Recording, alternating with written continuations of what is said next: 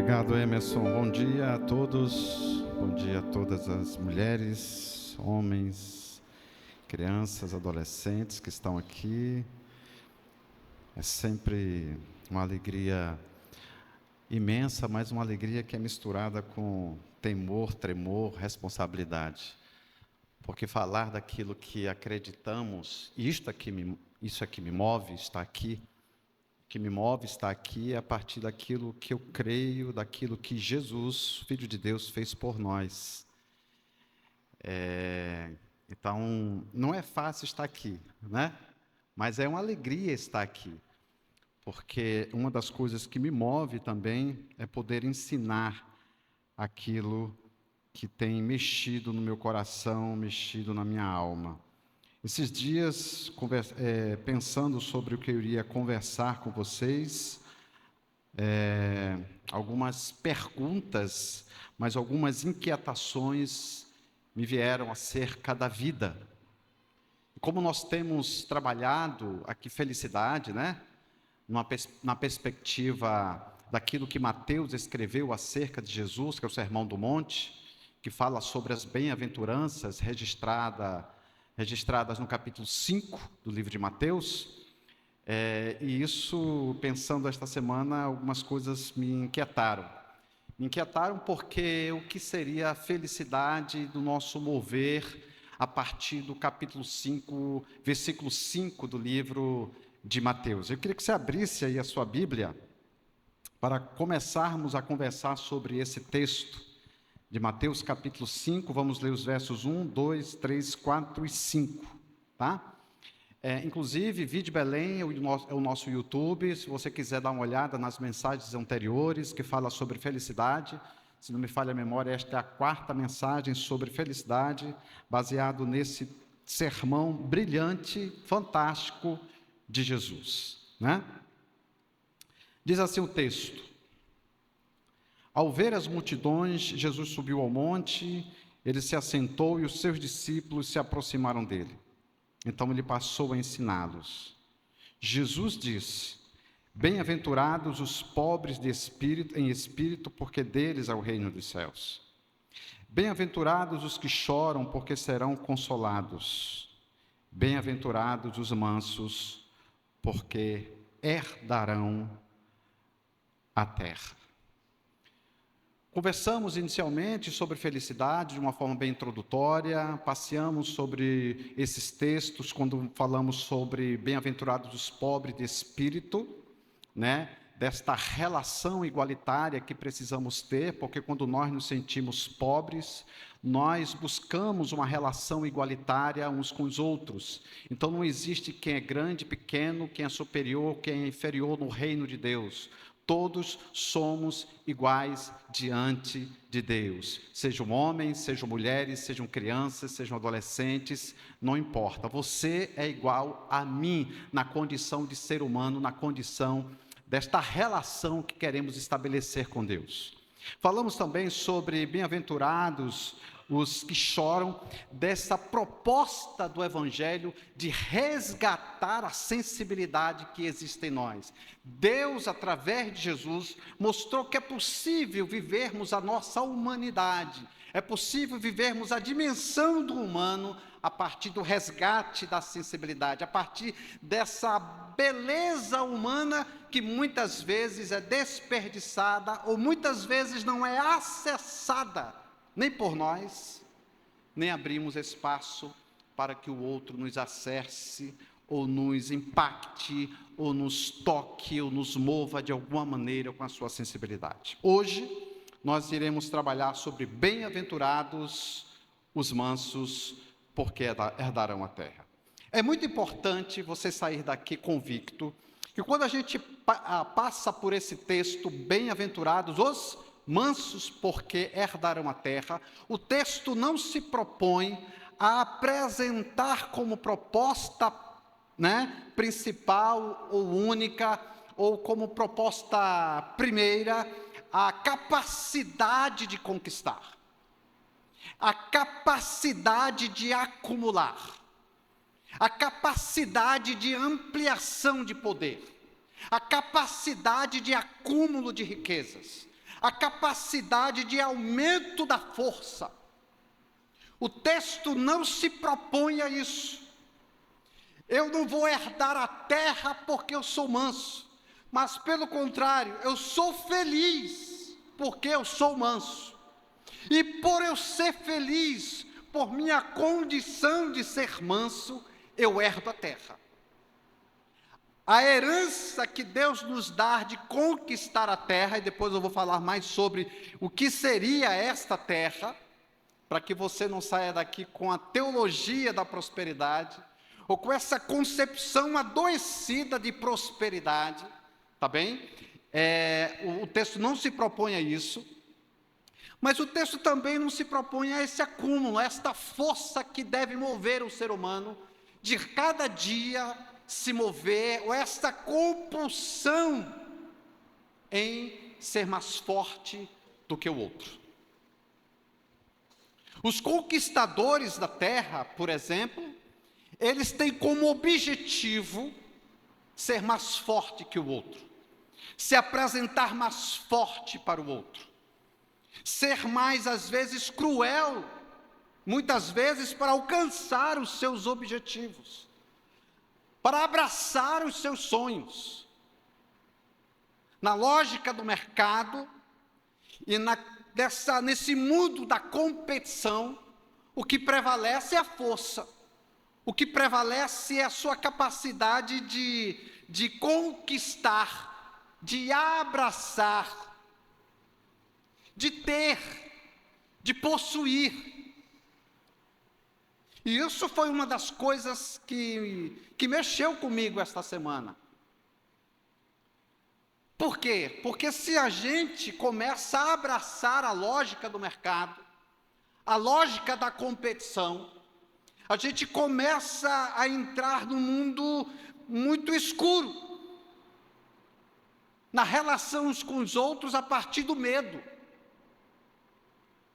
na minha relação com o outro a partir da exploração, para se eu quiser ser bem-sucedido, eu preciso me mostrar violento às vezes, preciso mostrar força na relação com o outro.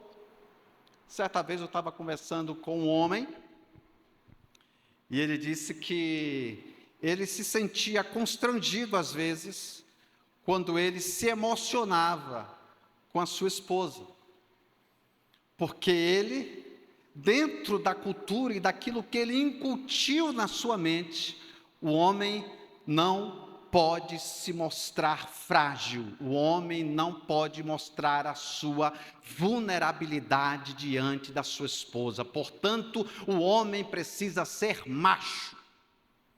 Macho não chora, macho não se apresenta vulnerável, macho não é fraco, macho não abre espaço para bem-aventurados os que choram, macho não abre espaço para viver a sua sensibilidade.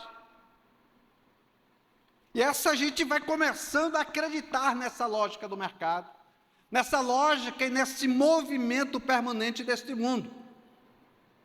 E aí, como conquistar o mundo com a mansidão? Como se apresentar neste mundo onde não existe mansidão? Se os conquistadores, na sua relação com o outro, vale mais a sua posição do que a posição do outro. E nesta relação, ele não consegue inserir o outro no seu mundo, no seu universo, na sua relação. Porque o mais importante na relação com o outro é extrair do outro toda a sua capacidade de doar para ele. Uma outra questão que eu estava conversando esta semana com uma pessoa, e ela disse assim, usou uma frase assustadora para mim. Ela disse: eu doei tudo para a minha relação. Eu dou tudo que eu tenho para o outro ser feliz. Aí eu perguntei para ela: Se você dá tudo para o outro ser feliz, o que fica para você? O que tem com você? Se você dá tudo para o outro. Parece que ou se vive a polaridade da violência e da crueldade, ou da exploração na relação com o outro, ou se vive a outra polaridade na relação com o outro, em que eu preciso doar tudo o que eu tenho para o outro, para que o outro possa proporcionar felicidade a partir daquilo que eu sou capaz de entregar para o outro. E isto não é felicidade. Felicidade não se dá quando acontece um movimento de entregar tudo para o outro. Felicidade também não se dá na capacidade de explorar tudo que o outro tem para me entregar e assim eu vou ser feliz. Isto não é felicidade na concepção de Jesus. Então, quando a Bíblia fala, quando o texto de Mateus narra, bem-aventurados os mansos, porque herdarão a terra, do que o texto está falando na sua verdade, na sua essência, na sua beleza de entregar a felicidade e viver a felicidade. Percebam só, o foco do texto não está na capacidade da conquista. Eu vou ser manso para conquistar. O meu movimento não pode estar na capacidade de acumular. O que me move a ser manso é a consequência ou resultado de ser manso e por isso eu vou herdar a terra. Não é esse sentido. Descarte e despreze toda esta possibilidade de pensamento. Porque se a gente pensar assim, a gente vai começar a preparar o nosso caminho, mas não só o nosso caminho, mas o caminho dos nossos filhos. E isso foi algo que me incomodou esta semana. E eu me perguntei, na minha relação com os meus filhos, eu estou preparando os meus filhos para este mundo, para ser nessa trajetória de reino de Deus, a vivência do reino de Deus, e a partir disso eu sou feliz? Ou estou preparando os meus filhos para a conquista? Você precisa estudar porque você vai chegar à conquista que você quer. Você precisa se dedicar para você alcançar os seus sonhos. E alcançando os seus sonhos, você vai ter uma conquista para este mundo, para você. Então você já se perguntou qual é a lógica da sua relação, da sua educação com os seus filhos? Será que a gente não está imerso nesta concepção de vida? De que nós preparamos os nossos filhos para a conquista? E não preparamos os nossos filhos para que eles possam viver a felicidade a partir da concepção de Jesus? Será que estamos ensinando para os nossos filhos que acumular é melhor do que ser? E que o ser gente, ele se torna uma categoria inferior da própria existência? Ou uma categoria inferior a partir daquilo que o mundo tem para oferecer e das conquistas que eu posso acrescentar na minha trajetória de vida? Então você já parou para pensar sobre isso? Porque isso me incomodou. Você tem que fazer isso, você precisa fazer aquilo, você precisa se preparar para o mercado, você precisa se preparar para o vestibular, você precisa acumular conhecimento para que você se dê bem na vida.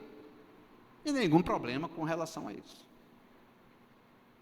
A questão toda é o nosso esforço. Qual o nosso principal esforço na relação familiar? O que está nos movendo para educar os nossos filhos? Porque se a lógica dos conquistadores estiver pairando, ou estiver morando na sua casa, você não conseguirá ver a vida de uma forma diferente, da forma e do olhar que Jesus apresentou para os seus discípulos. E esta é a característica do discípulo. Esta é a característica do seguidor de Jesus. Essa é a característica do eterno aprendiz, como diz a música de Gonzaguinha. Viver e não ter a vergonha de ser feliz, cantar, cantar e cantar, a beleza de ser um eterno aprendiz. Aprendemos dia a dia com Jesus. Estamos neste mundo dia a dia para nos despirmos deste conceito da lógica e dos valores deste mundo? Será que estamos despidos dessa mania e desse funcionamento emocional, psíquico de viver neste mundo? Será que é isso? Será que o propósito da vida está centrado nisto? Será que a vida é isto? Porque se a vida for isto, eu me lembro do texto, quando diz: de que adianta ganhar o mundo inteiro e perder a sua alma? Fazendo um trocadilho desse texto, podemos afirmar: de que adianta ganhar, conquistar tantas coisas e perder a si mesmo? E se perder, queremos, e o nosso olhar é sempre para a exterioridade da vida. Não queremos olhar para a interioridade da vida. Como se a exterioridade fosse menos sofrida do que o olhar para a interioridade da vida. E essa interioridade da vida, muitas vezes assusta. E muitas pessoas, quando começam a acessar essa interioridade da vida, elas desistem. Elas não querem mais tocar. Na minha prática profissional, algumas pessoas interrompem um processo psicoterapêutico porque se deparam consigo: meu Deus, este sou eu. Esta pessoa sou eu. Este cara sou eu. Me lembrei da música do Roberto, né? Este cara sou eu. E muitas vezes interrompe porque não dão conta. Porque acessar a interioridade da vida é subjetivo. E lidar com a subjetividade é difícil. Porque muitas vezes não temos respostas. Muitas vezes não é nada palpável. Muitas vezes é angustiante. Então nós precisamos desconstruir em nós enquanto seguidores de Jesus, este movimento adoecedor que nos fere, que nos machuca, que o mais importante na vida é a conquista, é a posse, é ter. E a capacidade que Jesus nos deu de sermos seres humanos de verdade, fica deixado de lado. Então a interioridade da vida, o mundo interior, vai ficar sempre aquele escuro, aquele vazio. Porque a mansidão não é algo que acontece de fora para dentro. Mansidão não é isso. Mansidão se dá nessa minha vida interior, em que o próprio Jesus me enche dele, para eu viver uma relação com o outro de mansidão. Então nós precisamos sair daqui que nós não podemos perder a mansidão, e se perde a mansidão, quando instalamos interiormente o paradigma da vitória em razão daqueles que perdem. Esse é o paradigma que muitas vezes fica incutido na nossa mente. Que a vida é sobre ganhar e perder. E a vida não é sobre ganhar e perder. A vida é sobre a minha relação com Deus e minha relação de amor e justiça com o outro. Isso significa vida. Porque se a gente pensar que a vida se define a partir daquilo que se perde e daquilo que se ganha, a gente vai acreditar que a vida cristã é uma caminhada de sucesso. E a vida cristã não é uma caminhada de sucesso. É uma caminhada, ou uma jornada, ou uma marcha para viver o reino de Deus neste mundo. Então, mansidão não é sobre a minha capacidade de ganhar, de acumular. Está na minha capacidade de me relacionar. Como eu me relaciono com o outro. E ganhar não diz respeito a conquistar a terra, a ampliação de poder ou de influência na vida do outro. Mas a mansidão, e por isso que o texto fala, bem-aventurados os mansos, porque herdarão a terra, porque os mansos faz um convite a todo momento para que outros possam participar do seu mundo e viver uma relação de fraternidade uns com os outros. O manso, ele convida a partir da sua relação de mansidão com o outro, não de opressão com o outro, não de violência com o outro, não de conquista com o outro, mas de relação de mansidão com o outro. Portanto, os mansos é aquela pessoa que é dócil, que tem a capacidade docilizada nas relações. É o doce na capacidade de experimentar, de saborear aquilo que o outro tem juntamente com o outro.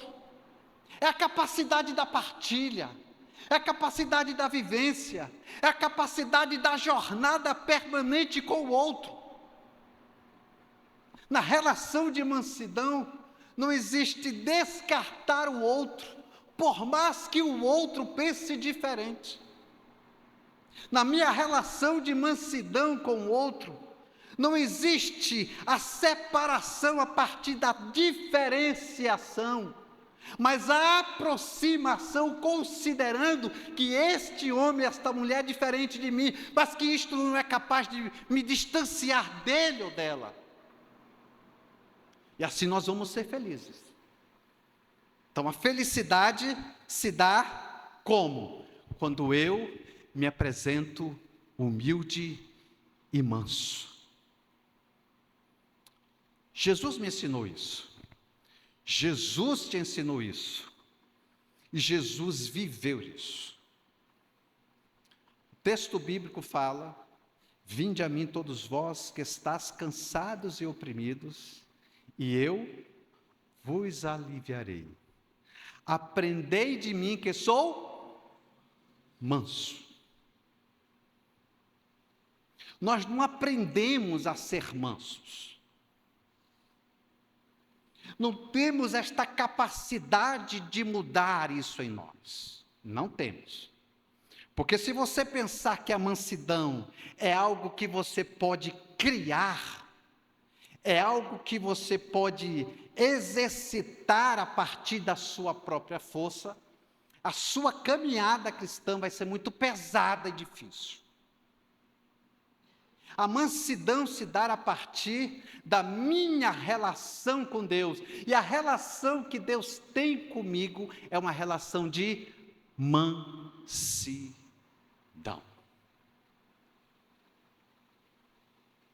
Naquela cruz, Jesus poderia pedir fogo do céu. Naquela cruz, Jesus poderia vencer aquela guerra com espada. Naquela cruz, Jesus poderia solicitar, ou até mesmo como Deus, enviar todo o exército de anjos para destruir aqueles que fizeram mal a ele, como sinal de vingança. Mas ele não fez isso. Inclusive, quando Pedro tirou a sua espada e cortou a orelha daquele soldado, ele disse: Pedro, guarda essa espada. Chamou o soldado e disse: eu vou colocar a sua orelha de volta. O soldado queria esbofeteá-lo, os soldados queriam machucá-lo, e os soldados queriam crucificá-lo, queriam surrá-lo. Esse é o Jesus manso, que nos inspira a viver a felicidade a partir dele. Então, a mansidão não é algo que você conquista, é algo que você tem a partir do relacionamento com Jesus. Para que você não saia daqui com este peso e dizendo assim: eu não consigo, eu não dou conta. De certa forma, isso é verdade. Eu não dou conta da minha humanidade. Eu não dou conta, muitas vezes, dos deslizes que, às vezes, cometo. Eu não dou conta de ser pobre de espírito. Eu não dou conta de ser manso.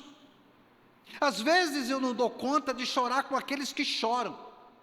Às vezes, eu não dou conta de me compadecer daqueles que sofrem. Mas na caminhada com Jesus, isso é transformado. E Ele não dá aquilo para nós que Ele nunca deu. Se eu der este celular para você, eu vou dizer assim para você: me dê meu celular, e você vai me dar. Então Jesus não dá nada, não exige ou cobra nada de nós, quando na verdade Ele nunca deu. Ele dá, Ele entrega e pede aquilo que Ele já entregou. Esse é o Jesus de Nazaré, este é o Jesus Deus. Eu queria que você abrisse aí na sua Bíblia, em Romanos capítulo 12, a partir do verso 9.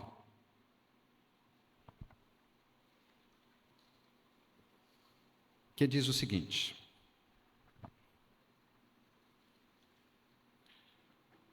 o amor seja sem hipocrisia. Odeie o mal e apegue-se ao bem. O manso de coração, ele nunca vai ser atingido pela maldade do outro. Em que sentido? O mal que o outro me faz não chega a me contaminar pelo mal a ponto de devolver o mal ao outro. Então, não sou contaminado pelo mal. Por isso que o texto bíblico mais na frente vai dizer: pague o mal com o bem. Aliás, pagar o mal com o mal, isso é justiça. Mas pagar o mal com o bem, isto é graça. Isto é graça. Na minha relação com o outro, isto é graça. Então, o mal que o outro me faz, não me torna tão mal quanto aquele que me fez o mal. Eu preciso continuar pedindo a graça de Deus, para que este mal não me torne mal e na minha relação com o outro permaneça uma relação de mansidão, de calma, de serenidade, de amor, de perdão, de misericórdia. Não podemos azedar a vida em nome do outro. Não podemos deixar a vida amarga em nome do outro. E muitas famílias deixam de viver a felicidade porque perderam, essa sensibilidade de ser manso na relação com o outro. Eu sei que é difícil. Não vamos alcançar este grau aqui neste mundo. Mas nós contamos com esta graça permanente de Deus, manifestada e inaugurada em Jesus. Então não carregue, presta bem atenção, não carregue aquilo que não é seu. Não traga para si, ou não se aproprie daquilo, ou da violência, ou do mal, que nunca te pertenceu. Talvez o seu pai e a sua mãe na sua relação com você, foi cruel, foi difícil, talvez foi violento. Mas isso é a história dele, é o comportamento dele. Não deixe que este mal habite no seu coração, transformando você num homem mau, numa mulher má. Isto não te pertence.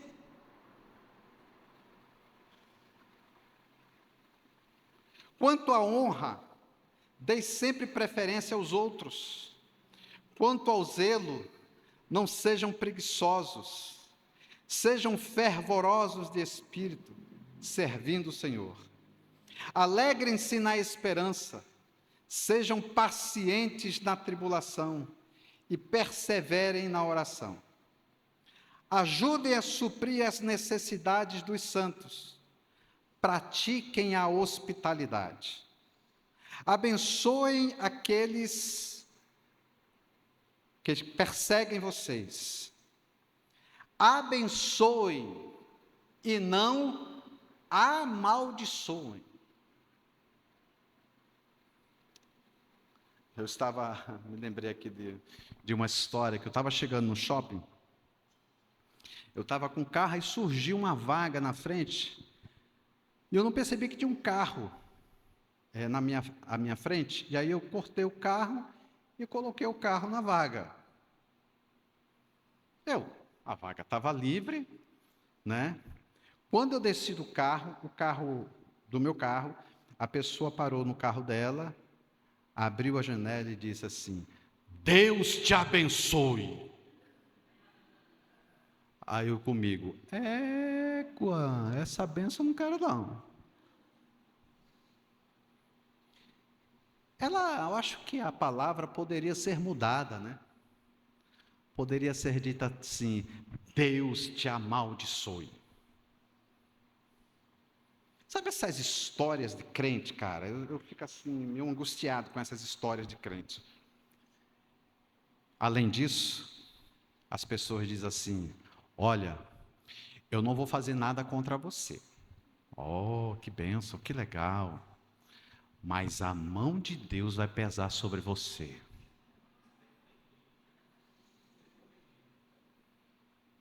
Vocês já perceberam isso? Quer dizer, eu vou me alegrar quando a mão de Deus pesar sobre você. Eu vou glorificar a Deus. Vocês já perceberam isso? Como é que nós nos movemos às vezes?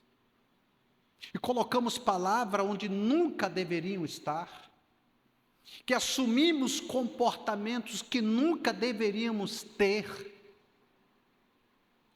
Porque se você olhar para a sua vida lá atrás, e olhar para a sua vida hoje, e perceber que não houve nenhuma mudança, algo está errado na sua relação com Deus. Algo precisa ser pensado e seriamente refletido na sua relação com Deus. Porque a relação com Deus, ou o Evangelho de Jesus, precisa se apresentar diariamente neste processo de mudança de vida.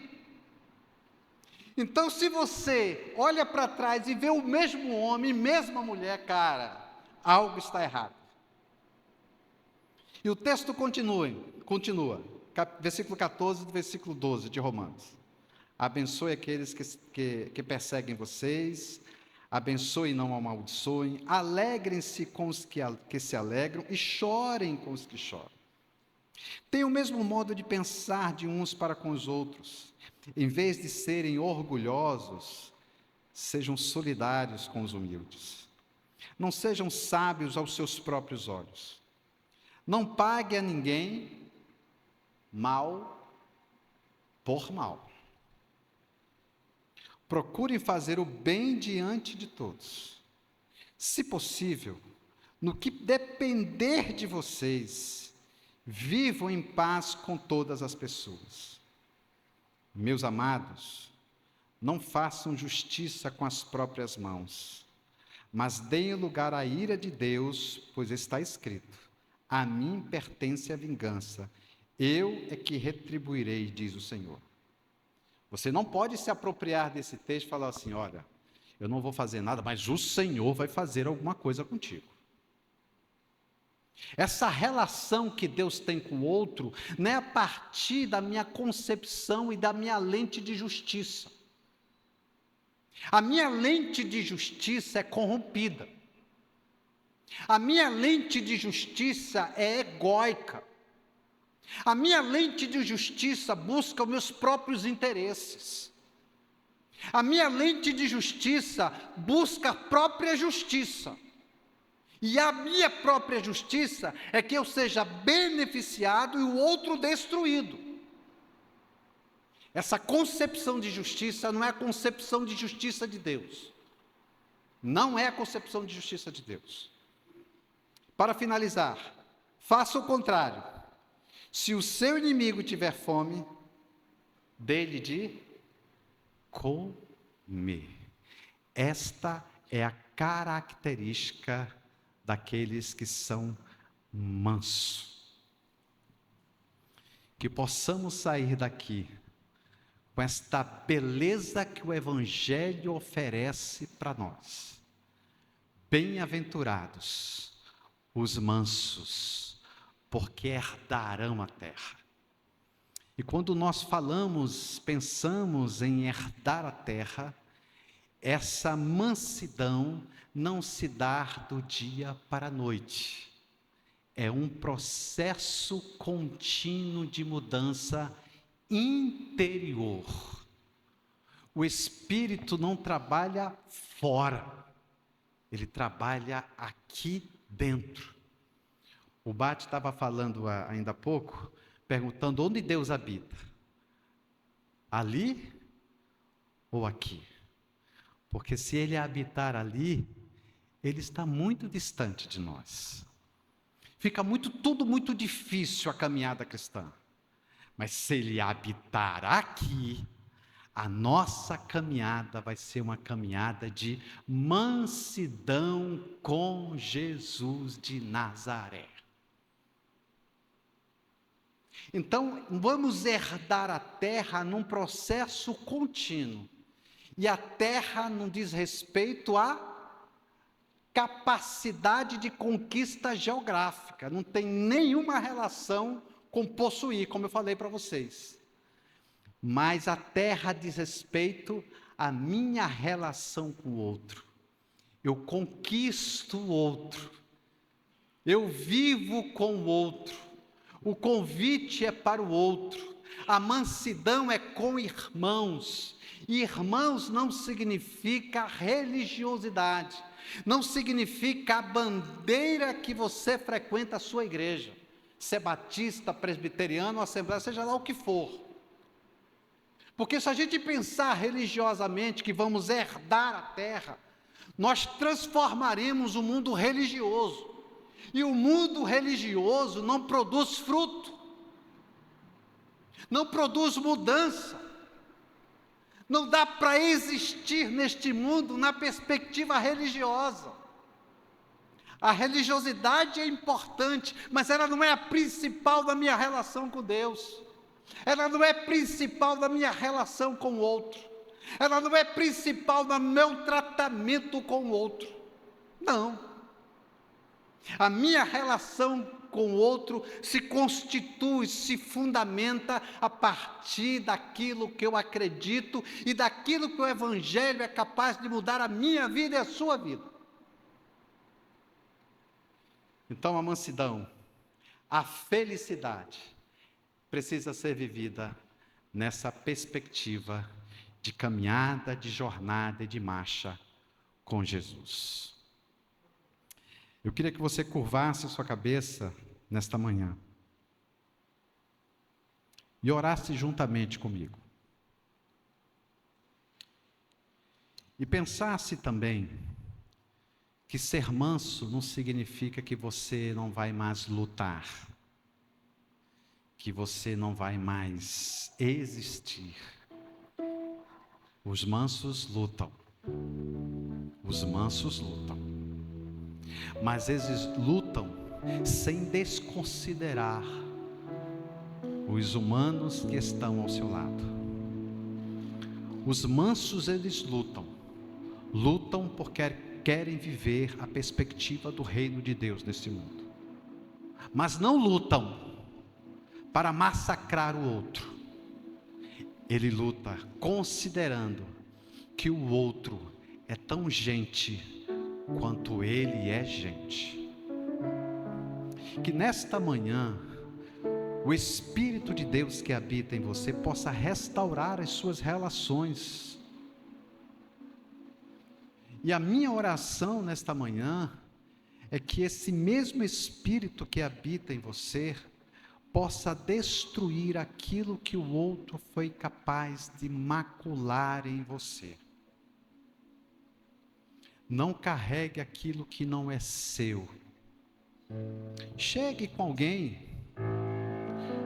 que de repente te machucou, com alguém que de repente você não consegue mais olhar face a face, de alguém que quando você enxerga na rua, o teu coração aperta, o teu coração machuca, o teu coração se torna oprimido e exprimido. Que em nome de Jesus você possa sair daqui dizendo assim: caramba, eu quero viver uma relação de mansidão com o meu pai, eu quero viver uma relação de mansidão com a minha mãe, eu quero viver uma relação de mansidão com os meus irmãos, muito embora seja difícil a relação dele comigo, que muitas vezes possa chegar violência comigo, mas que você não carregue essa cruz tão pesada, e essa cruz não é Jesus que te deu, não foi Jesus que te deu. Que o Espírito de Deus te conforte, te dando esperança, mas te dando o espírito de mansidão para viver relações saudáveis, relações cristãs, relações que aproximam, relações que restauram, relações que curam.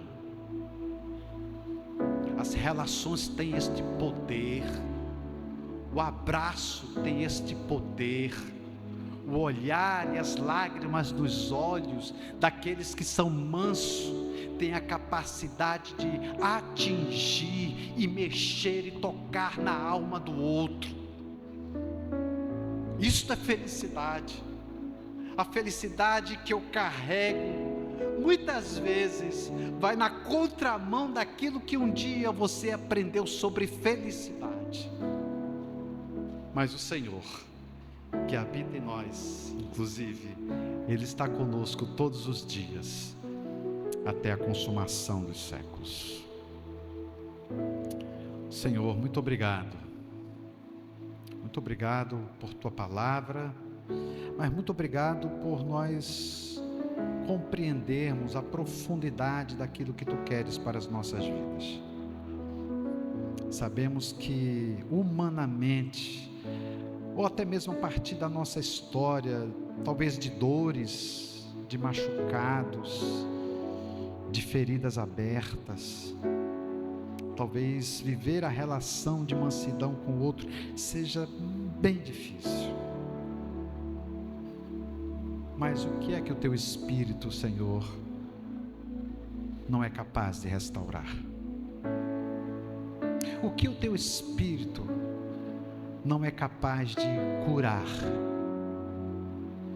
O que o Teu Espírito não é capaz de moldar, de fazermos pessoas novas a cada dia? O Teu Espírito é capaz de fazer isso em nós. E que nesta manhã Ele possa fazer isto em nós. Nos cura e nos traz de volta à humanidade que Tu queres. Que sejamos mansos, em nome de Jesus.